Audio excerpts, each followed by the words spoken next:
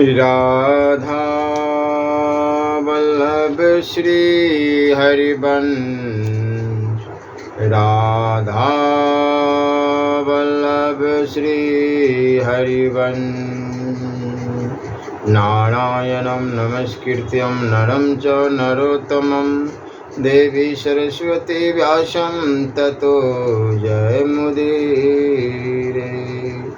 राधा मेरी माती है, पिता मेरे घनश्याम,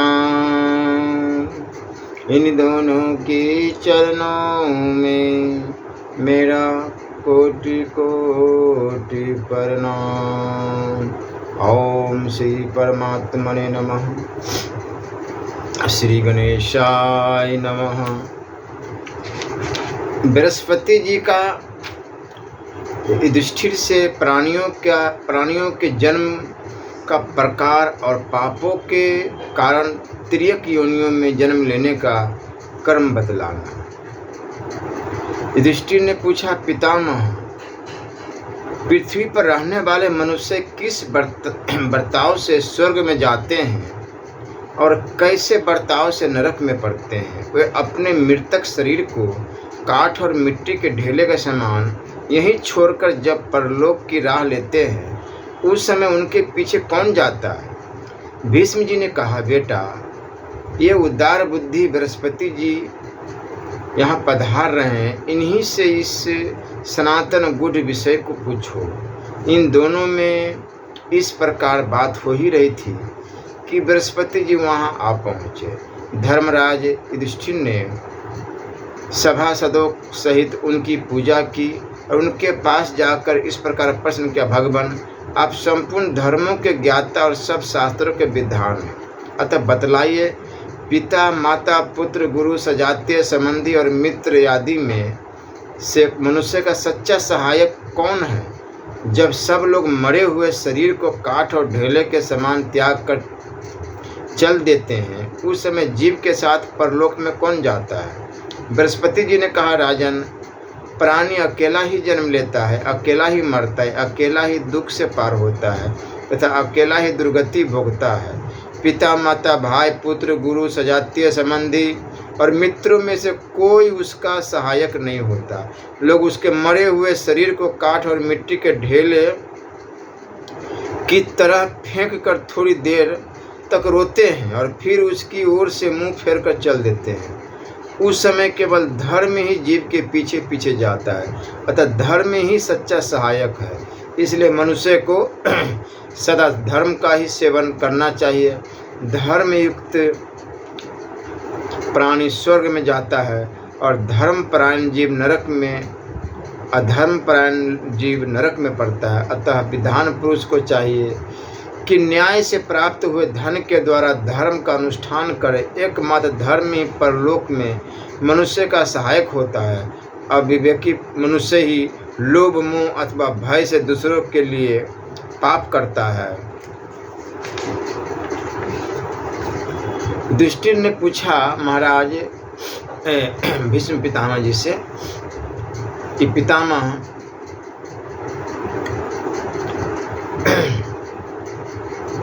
भगवान, आपके मुंह से मैंने धर्म युक्त एवं अत्यंत हितकारक बातें सुनी, किंतु मनुष्य का स्थूल शरीर तो मरकर यहीं पर रह जाता है और उसका सूक्ष्म शरीर अव्यक्त नेत्रों की पहुंच से परे हो जाता है। ऐसी दशा में धर्म किस प्रकार उसका अनुसरण करता है?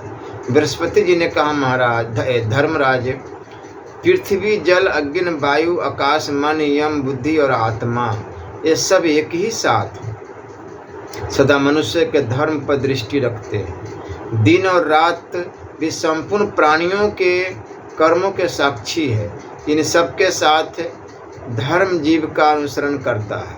तत्पश्चात धर्माधर्म से युक्त प्राणी परलोक में अपने कर्मों का भोग समाप्त करके दूसरा शरीर धारण करता है। उस समय उस शरीर में स्थित पंचभूतों के अधिष्ठाता देवता पुनः उसके शुभाशुभ कर्मों को देखने लगते हैं। युधिष्ठिर ने पूछा, भगवान, अब मैं यह जानना चाहता हूँ कि इस शरीर में वीर्य की उत्पत्ति कैसे होती है बृहस्पति जी ने कहा, राजन, इस शरीर में स्थित पृथ्वी, जल, अग्नि, वायु, आकाश और मन के अधिदाता देवता जो अन्न भक्षण करके पूर्ण तृप्त होते हैं, उसी से स्थूल वीर्य की उत्पत्ति होती है। फिर स्त्री पुरुष का संयोग होने पर वही वीर्य गर्भ का रूप धारण करता है। युधिष्ठिर ने पूछा, भगवान, जीव त्वचा, अस्थि और मांस में शरीर का त्याग करके जब पांचों भूतों के संबंध से पृथक हो जाता है तो कहाँ रहकर सुख दुख का अनुभव करता है? बृहस्पति जी ने कहा, भारत, जीव अपने कर्मों से प्रेरित होकर शीघ्र ही वीर्य का आश्रय लेता है और स्त्री के रज में प्रविष्ट होकर समयानुसार जन्म धारण करता है। गर्भ में आने के पहले वह सूक्ष्म शरीर में स्थित होकर अपने दुष्कर्मों के कारण यमदूतों के प्रहार सहता, कलेश उठाता और दुख में संसार चक्र में दुर्गति भोगता है। यदि प्राणी इस लोक में जन्मते ही पुण्य कर्म में लगा रहता है तो वह धर्म के फल का आर से लेकर उसके अनुसार सुख भोगता है। जो अपनी शक्ति के अनुसार बाल्यकाल से ही धर्म का सेवन करता है वह मनुष्य होकर सदा सुख का अनुभव करता है, किंतु धर्म के बीच में यदि कभी कभी वह अधर्म का भी आचरण कर बैठता है तो उसे सुख के बाद दुख भी भोगना पड़ता है। अधर्म परायण मनुष्य यमलोक में जाता है और वहाँ महान कष्ट भोगकर पशु पक्षियों की योनि में जन्म लेता है। जीव मोह के वशीभूत होकर जिस कर्म का अनुष्ठान करने से जैसी जैसी योनि में जन्म धारण करता है उसे मैं बता रहा हूँ, सुनो। शास्त्र, इतिहास और वेद में भी इस बात को बताई गई है कि मनुष्य इस लोक में पाप करने पर मृत्यु के पश्चात यमराज के भयंकर लोक में जाता है। जो द्विज चारों वेदों का अध्ययन करने के बाद भी मोहवश पतित मनुष्य से दान लेता है उसे गधे की योनि में जन्म लेना पड़ता है। 15 वर्षों तक गधे के शरीर में रहकर वह मृत्यु को प्राप्त होता है। फिर 7 वर्ष तक बैल की योनि में रहकर शरीर त्याग के पश्चात 3 महीने तक ब्रह्म राक्षस होता है। उसके बाद वह पुनः ब्राह्मण का जन्म पाता है। पतित पुरुष का यज्ञ कराने वाला ब्राह्मण मरने के बाद 15 वर्ष कीड़ा, 5 वर्ष गधा, 5 वर्ष तक सूअर, 5 वर्ष मुर्गा, 5 वर्ष सियार और 1 वर्ष कुत्ते की योनि में रहकर अंत में मनुष्य का जन्म पाता है। जो शिष्य मूर्खतावश अपने अध्यापक का अपराध करता है वह पहले कुत्ता, फिर राक्षस, फिर गधा और फिर कलेश भोगने वाला प्रेत होकर अंत में ब्राह्मण होता है। जो पापाचारी शिष्य गुरु की स्त्री के साथ समागम का विचार भी मन में लाता है वह अपने मानसिक पाप के कारण भयंकर योनियों में जन्म लेता है। पहले कुत्ता होकर 3 वर्ष तक जीवन धारण करता है, फिर मरने के बाद 1 साल कीड़े की योनि में रहता है। उसके बाद ब्राह्मण योनि में उत्पन्न होता है। यदि गुरु अपने पुत्र के समान प्रिय शिष्य को बिना कारण के ही मारता पीटता है तो वह अपनी स्वच्छाचारिता के कारण हिंसक पशु की योनि में जन्म लेता है। जो पुत्र अपने माता पिता का अनादर करता है वह मरने के बाद गधे की योनि में जन्म लेता है और उसमें 10 वर्ष तक जीवित रहकर शरीर त्यागने के पश्चात 1 साल तक घड़ियाल की योनि में रहता है। जिस पुत्र के ऊपर माता और पिता दोनों ही रुष्ट होते हैं वह गुरुजन के अनिष्ट चिंतन के कारण मृत्यु के बाद 10 महीने गधा, 14 महीने कुत्ता और 7 महीने बिलाव होकर अंत में मनुष्य की योनि में जन्म ग्रहण करता है। माता पिता को गाली देने वाला मनुष्य मैना होता है तथा उन्हें मारने वाला पुत्र 10 वर्ष कछुआ, 3 वर्ष शाही और 6 महीने सांप की योनि में जन्म लेकर फिर मनुष्य होता है। जो पुरुष राजा के टुकड़े खाकर पलता हुआ भी मोहवश उसके शत्रुओं की सेवा करता है वह मरने के बाद 10 वर्ष बानर, 5 वर्ष चूहा और 6 महीने कुत्ता होकर फिर मनुष्य योनि में आता है।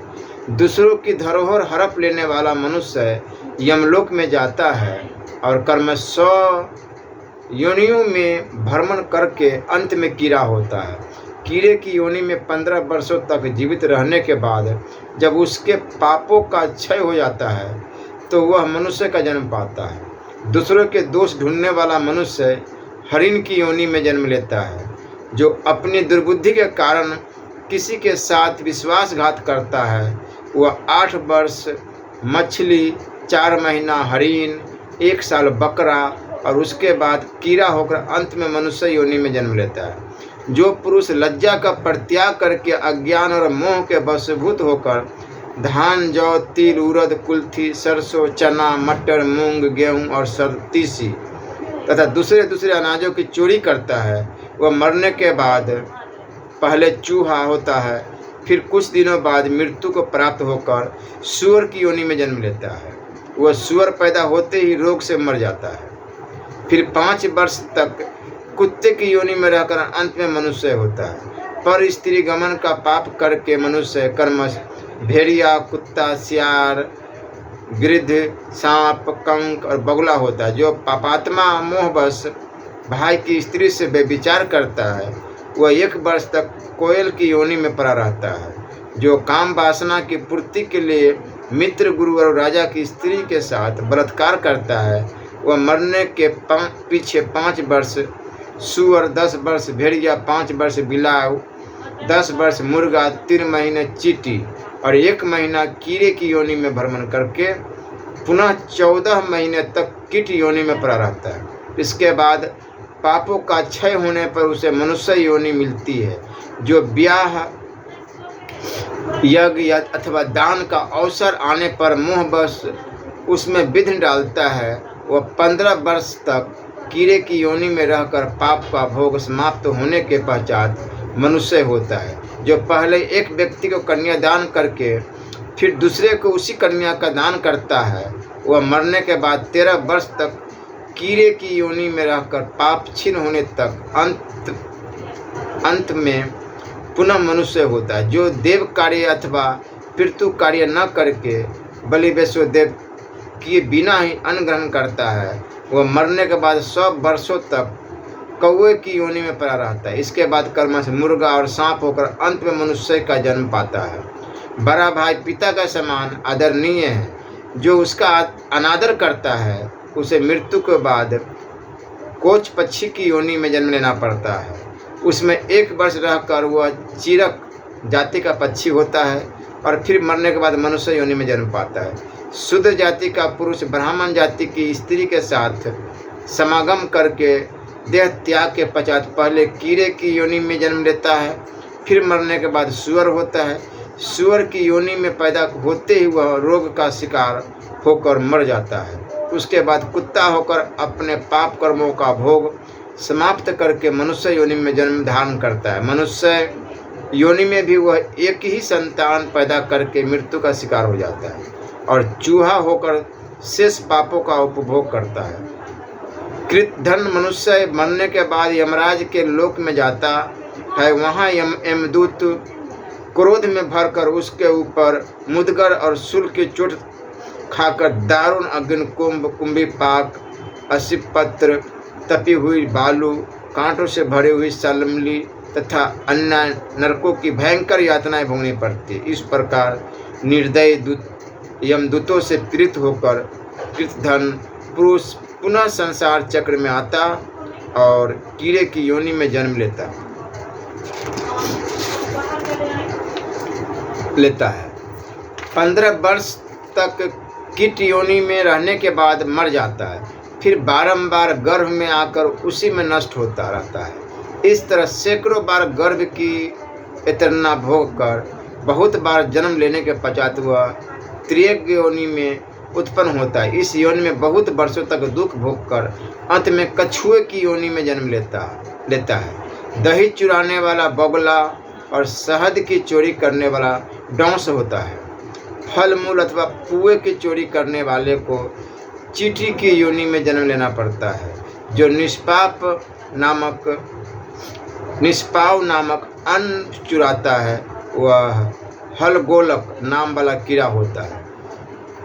खीर की चोरी करने वाला तितर, भरा हुआ पुआ चुराने वाला उल्लू, लोहा चुराने वाला कौआ, कांसी का बर्तन चुराने वाला हारित नामक पक्षी, चांदी के चुराने वाले कबूतर, सोने चुराने वाला कीड़ा, ऊनी वस्त्र चुराने वाला कुरकल, रेशमी वस्त्र अपहरण करने वाला बत्तख, महीन कपड़ा चुराने वाला तोता, पट वस्त्र चुराने वाला हंस, सूती वस्त्र का अपहरण करने वाला कोंच, ऊनी वस्त्र, छम वस्त्र तथा पटंबर की चोरी करने वाला खरगोश, नाना प्रकार के रंग चुराने वाला मोर और लाल कपड़ों की चोरी करने वाला मनुष्य चकोर पक्षी का जन्म पाता है। जो मनुष्य लोभ के वशीभूत होकर अनुलेपन और चंदन आदि का अपहरण करता है, वह छुछुंदर की योनि में जन्म लेता है और उसमें 15 वर्ष तक जीवित रहकर पाप क्षीण होने के बाद फिर मनुष्य का जन्म पाता है। दूध चुराने से बलका की योनि मिलती है। जो मुँह बस तेल चुराता है, वह मरने के बाद तेल पीने वाला कीड़ा होता है। यदि कोई नीच मनुष्य धन के लोभ से अथवा शत्रुता के कारण हथियार लेकर निहत्थे पुरुष को मार डालता है, तो वह अपनी मृत्यु के बाद गधे की योनि में जन्म लेता है। 2 वर्ष गधे के रूप में रहकर देह त्याग के पश्चात सदा प्राणों के भय से उद्विग्न रहने वाला हरिण होता है। फिर 1 वर्ष पूरा होते होते वह शस्त्र द्वारा मारा जाकर मछली का जन्म पाता है और 4थे महीने में जाल में फंसकर मृत्यु को प्राप्त होता है। उसके बाद उसे 10 वर्ष बाघ और 5 वर्ष चीता होकर रहना पड़ता है। तदंतर पाप का क्षय होने पर काल की प्रेरणा से मृत्यु को प्राप्त होकर वह मनुष्य योनि में जन्म लेता है। जो दुष्ट बुद्धि वाला पुरुष स्त्री की हत्या करता है, वह यमराज के लोक में जाकर नाना प्रकार के क्लेश भोगता है। फिर 20 बार दुखद योनियों में भ्रमण करके अंत में कीड़े का जन्म पाता है और 20 वर्ष तक कीट योनि में रहकर फिर मनुष्य होता है। भोजन की चोरी करने से मनुष्य मक्खी होता है और कई महीने तक मक्खियों के समूह में रहकर पाप क्षय होने के बाद पुनः मनुष्य शरीर में योनि में आता है। धान चुराने वाला मनुष्य के देह में दूसरे जन्म में बहुत से रोए होते हैं। जो मनुष्य तिल के चूर्ण से मिश्रित भोजन की चोरी करता है, वह नेवले के समान आकार वाला भयानक चूहा होता है तथा वह पापी सदा मनुष्य को काटा करता है। जो दुर्बुद्धि मनुष्य घी चुराता है, वह काक मुद्गु सिंग वाला जल पक्षी होता है। नमक चुराने वाला चिड़ी काक होता है। जो मनुष्य विश्वास पूर्वक रखी हुई दूसरे की धरोहर को हड़प लेता है, वह मरने के बाद मछली का जन्म पाता है और कुछ समय बाद मृत्यु को प्राप्त होकर मनुष्य योनि में जन्म लेता है। मनुष्य होने पर भी उसकी आयु बहुत थोड़ी ही होती है। भारत इस प्रकार मनुष्य पाप करके तिर्यक योनियों में जन्म लेते हैं। वहाँ उन्हें अपने उद्धार करने वाले धर्म का किंचित भी ज्ञान नहीं रहता। जो पापाचारी पुरुष लोभ और मोह के वशीभूत हो पाप करके उसे व्रत आदि के द्वारा दूर करने का प्रयत्न करते हैं, वे सदा सुख दुख भोगते हुए व्यथित रहते हैं। उन्हें कहीं रहने को ठौर नहीं मिलते तथा वे मलेच्छ होकर हमेशा मारे फिरते हैं। जो मनुष्य जन्म से ही पाप का परित्याग करते हैं, वे निरोग रूपमान और धनी होते हैं। स्त्रियां यदि उपयुक्त कर्म करती है तो उन्हें भी पाप लगता है और वे पाप भोगी प्राणियों की ही भारिया होती है।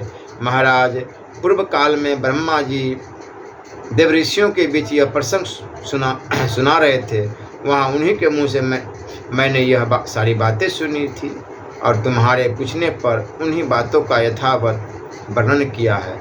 यह उपदेश सुनकर तुम्हें अपने मन को सदा धर्म में लगाए रखना चाहिए। राधा वल्लभ लाल की जय।